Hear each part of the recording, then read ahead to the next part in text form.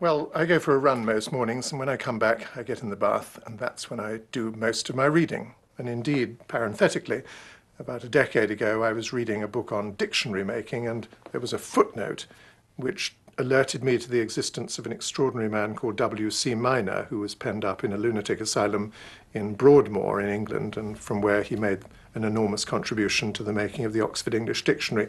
From that bath, I made a telephone call to a lexicographer in Oxford, who happened to be having lunch. It was 12 o'clock in Oxford, 7 o'clock in America.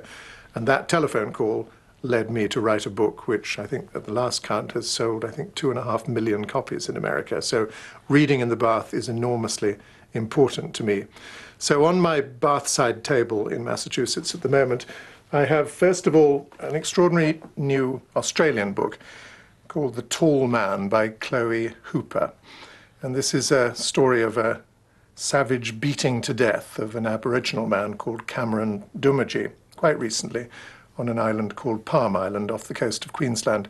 This is the first book that Chloe Hooper has written, and it's going to be published in Britain in about 6 months' time.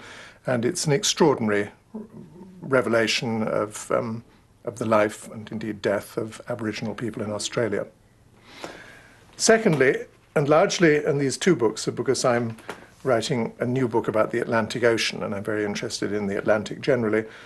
I went to Iceland recently and bought a copy of Halldór Laxness's Independent People. This book won the Nobel Prize for Literature in 1955. It is the most extraordinary epic. It's not a saga, but it is an epic Icelandic novel, stunning beauty, and I could not put it down. I mean, it was just quite extraordinary. And thirdly, and last, and also connected with my Atlantic researches, is a book called The Oatmeal Ark by Rory MacLean, which is a very unusual book written in several different personalities, each one written in a different typeface, a journey from the Western Isles of Scotland, where I have a little house, to Western Canada.